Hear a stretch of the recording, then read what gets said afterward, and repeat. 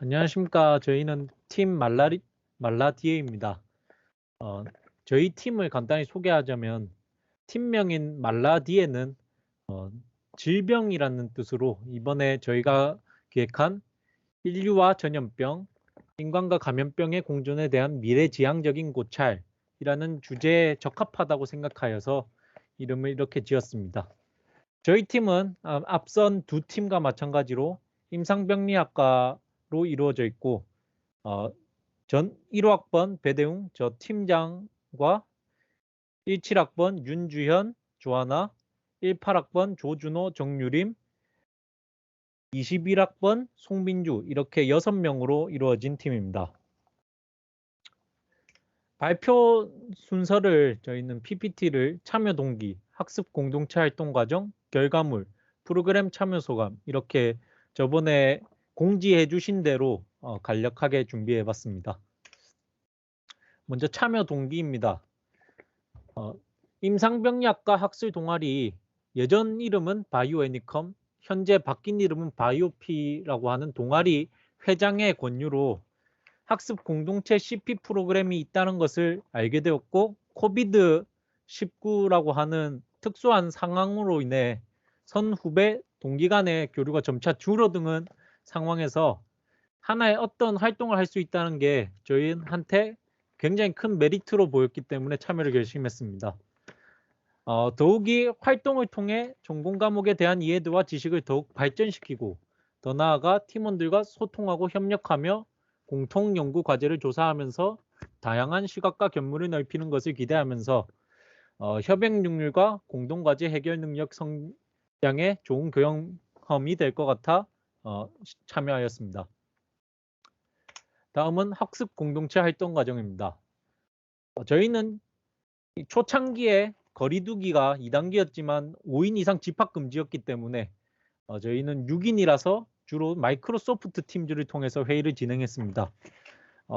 이를 마이크로소프트 팀즈를 통해서는 주제 선정, 조사 범위 설정, 역할 분담, 결과에 대한 피드백 등을 주로 주고받았고 팀즈의 특성상 팀주로는 거의 회의만 진행이 가능하기 때문에 조사나 자료 첨삭 및 피드백 등은 팀즈에 각자 조사한 파일들을 올린 다음에 미리 회의 때 정해둔 규칙대로 서로의 내용을 수정하면서 다시 재업로드하는 식으로 하였고 그것을 토대로 정리하는 방법을 사용하였습니다. 마지막에는 그래도 역시 대면 활동이 했었기 때문에 저희는 이제 거리두기를 지키면서 인원을 반반 쪼개서 서로 대면을 하고 중간에 보시면 노트북이 있는데 노트북으로 화상을 연결해서 3명 서로 다른 위치에서 그래도 함께 다 회의를 할 수 있도록 하였습니다. 이런 대면 회의를 통해서 저희는 서론 및 결론 그리고 보고서의 완성을 하였습니다. 다음은 저희 결과물에 대해서 간략하게 설명하겠습니다. 서론은 저희 결과물은 보고서 형식으로 서론, 본론, 결론으로 나누어져 있는데 서론은 다들 알다시피 동기나 이런 연구를 진행하면서 기대하는 사항들을 적어놨고 바로 본론으로 들어가면 일단 첫 번째 본론의 시작은 전염병의 분류 방식으로 시작합니다. 전염병의 분류 방식에는 한국 표준질병 4인 분류와 국제표준질병 4인 분류가 있고 전파 범위에 따른 분류로는 팬데믹과 에피데믹 그리고 엔데믹 이렇게 3가지로 나누어집니다. 그러면 대충 읽고 넘어가서 분류가 끝났으면 이제 전염병에 대해서 조금 알아봐야 할 것 같아서 전염병 6가지를 저희가 투표로 진행해서 공부해봤습니다. 첫 번째는 천연두입니다. 천연두는 발리오라 바이러스에 의한 질환으로 전염 경로는 공기전파나 수포액, 타액, 호흡기 분비물 등의 접촉으로 인해 전파가 됩니다. 증상은 전구기 때 고열, 효약감, 오한, 두통, 허리 통증, 발진기 때 반점 구진상 발진, 농포 등, 회복기 때 가피 탈락 흉터 등이 있고 진단법은 분자 생물학적 방법과 병리학적 방법이 있습니다. 저희가 주제를 평범하게 질환으로 잡았다면 따로 중점을 안 놓겠지만 전염병이기 때문에 여러 사람한테 퍼지는 병이기 때문에 저희는 역사적, 사회적 의의에 대해서 좀 주목을 하여 공부하였습니다.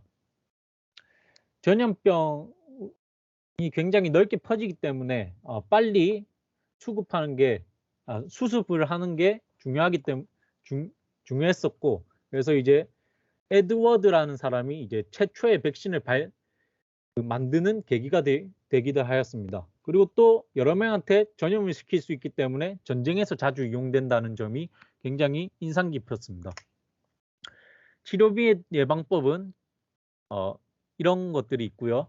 다음은 흑사병. 흑사병은 여시니아 페스티스에 의한 질병입니다. 전염 경로는 감염된 동물의 체액 및 혈액 접촉이 있고 증상은 호환, 40도씨 전후의 고혈, 현기증, 구토의식, 혼탁 등이 있습니다. 진단법은 분자생물학적으로 항체검사, 미생물학적으로 배양후 테스트들이 있습니다.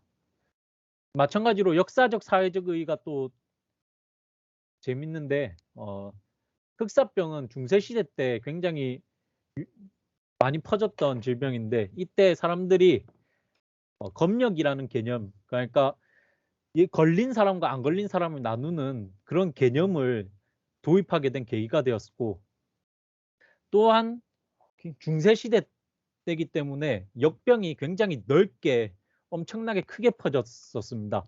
그래서 1차에서 3차에 걸쳐서 걸친 큰 역병이 벌어졌고 또한 흑사병은 전염병을 이용한 세항 무기의 시초가 되기도 했습니다. 흑사병의 치료 및 예방 방법은 항생제 이용이 있고 예방은 개인 위생을 준수하는 방법이 있습니다. 다음은 콜레라입니다. 콜레라는 비브리오 콜레라에 의한 질병으로 주로 물로 전파되고 있습니다. 증상은 설사, 구토, 탈수 등이 있고 진단법은 분자생물학적으로 PCR 검사와 미생물학적으로 배양을 해가지고 동정하는 방법이 있습니다. 이 역시 역사적 사회적 의의가 재밌는데 저희 합해수 처리의 근본적 변화 및 공중위생을 개혁했다는 점과 저희 백신을 만들기 위한 약독화 균주를 발견한 계기가 되었다는 점이 굉장히 인상 깊습니다. 치료 및 예방법은 치료 방법으로는 항생제 투여 또는 링거를 꽂는 방법이 있고 예방 방법은 말 그대로 또 손 씻고 위생적으로 사는 수밖에 없습니다. 다음은 에이즈입니다. 에이즈는 아직 치료 불치병 중에 하나죠. 인간 면역 바이러스에 의한 질병입니다. 전염 경로는 주로 점막 및 혈액을 통한 직접적인 체내 유입이 있고 증상은 여러 복합적인 반응이 있지만 마지막에는 면역 결핍으로 인해 합병증에 걸린다는 점입니다. 진단법은 분자 생물학적 진단 방법이 있고 웨스턴 블록 테스트, 저게 이제 에이즈를 확정 짓는 검사이기도 합니다. 에이즈의 역사적 사회적 의의로는 아직 불치병이기 때문에 잘 알려져 있지는 않았지만 일단 기원은 침팬지에서 유래를 하지 않았나라고 추정하고 있습니다. 그리고 또한 세계 에이즈 날을 12월 1일에 지정함으로써 에이즈에 대해서 여러 가지 토론 또는 그런 행사들을 진행하는 걸로 알고 있습니다. 치료 및 예방법은 면역질환이기 때문에 골수이식이 치료 방법이고 예방 방법은 이제 주로 성행위를 통해서 퍼지기 때문에 성행위 시 조심을 한다든가 아니면 이제 아이를 가지면 아이가 출산할 때 감염이 될 수 있으므로 수직 감염에 주의를 한다든가 하는 방법이 있습니다. 신종플루입니다. 이것도 비교적 최근에 걸린 질병인데 질병은 인플루엔자 바이러스에 의한 호흡기 질환입니다. 전염 경로는 코로나와 비슷하게 사람 간의 비말 감염 또는 접촉 감염입니다. 증상은 독감 증상과 굉장히 유사하며 심할 경우 폐렴으로 발전합니다. 진단 방법은 분자 생물학적으로, 항원 검사와 미생물학적으로 바이러스 배양 방법이 있습니다. 이 또한 역사적 사회적인데 비교적 최근이기 때문에 한국에 한해서 한국의 의료 체계의 문제점을 가시화시키는 계기가 되었습니다. 예전에 뉴스가 많이 떴었죠. 그다음에 이제 소독제 대란. 코로나 때도 소독제 대란이 있었지만 신종플루 때도 굉장히 많은 소독제 대란이 있었습니다. 치료 및 예방 방법은 자가 회복 또는 항바이러스제 주입, 예방 방법은 손 씻기 또는 마스크 착용입니다. 마지막으로 코로나19입니다. 질병은 코로나 바이러스로 인한 중증 급성 호흡기 질환, 전염경로는 비말 감염, 증상은 폐렴과 유사합니다. 진단 방법은 잘 알려진 분자 생물학적으로 PCR 방법이 있습니다. 지금 굉장히 넓게 퍼진 팬데믹으로 지정된 병이기 때문에 최근 질병이라서 역사적 의의는 없지만 사회적으로 전 올림픽 역사상 처음으로 무관중으로 도쿄올림픽을 진행하였죠. 그리고 백신이 굉장히 부족하기 때문에 백신을 더 많이 쓰기 위해서 최소 잔여형 주사기를 발명하는 계기가 되었습니다. 또한 중국 때문에 걸린 질병이기 때문에 인종차별이 굉장히 심해졌고 코로나로 인해서 장사라든지 이러한 사회적 행동들이 조금 불가능해지면서 실직자들이 굉장히 많이 늘어났습니다. 치료 및 예방 방법은 치료 방법은 대증치료, 증상을 치료하는 방법과 예방 방법은 마스크를 착용하고 손을 자주 씻는 방법밖에 없습니다. 보고서의 결론입니다. 결론이 굉장히 많기 때문에 이것도 마찬가지로 짧게 요약해서 결론의 처음 부분은 이 주제를 공부하면서 알게 된 감염병에 대한 새로운 인식에 대한 설명으로 시작합니다. 여기서 새로운 인식이란 전염병으로 인해 많은 사람들은 아프지만 여러 보건 및 의료의 발전에 기여한다는 내용이며 두 번째 내용은 여기에 대한 보충 설명입니다. 세 번째 문단은 저희의 메인 주제이기도 한 미래지향적인 고찰이 왜 필요한가에 대해서 짧게 설명하고 있고 네 번째 문단은 전염병이 왜 퍼지는가에 대해 입니다.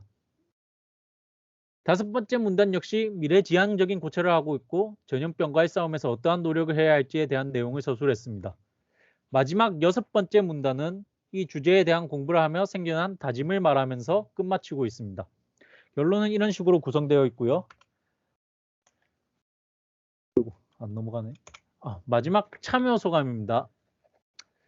저희에게 이번 CP 활동을 하면서 지금까지 학과 강의에서 배웠던 내용들이 실제로 어떻게 발전하고 적용되고 있는지 그것이 질병 하나에 어떻게 유기적으로 작용하고 있는지에 대해서 틀에 박힌 이론을 떠나서 이해할 수 있는 활동이었습니다.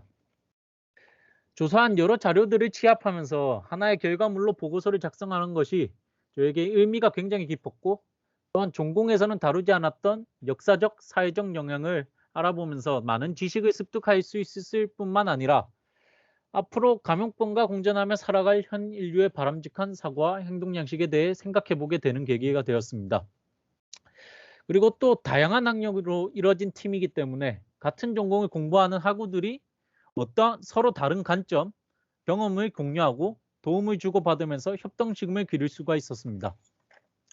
또한 코로나 사태 이후 언택트, 그러니까 비접촉 시대의 새로운 소통 방법을 저희가 팀즈로 직접 경험해 보면서 보고서의 주제인 이 감염병이 사람들의 생활에 얼마나 많은 영향을 끼치고 있다는 건지 알 수 있는 시간이었습니다.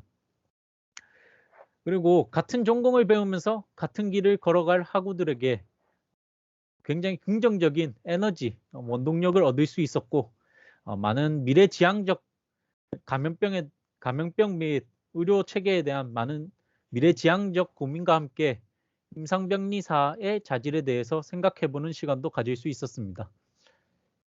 이상으로 발표 마치겠습니다. 감사합니다.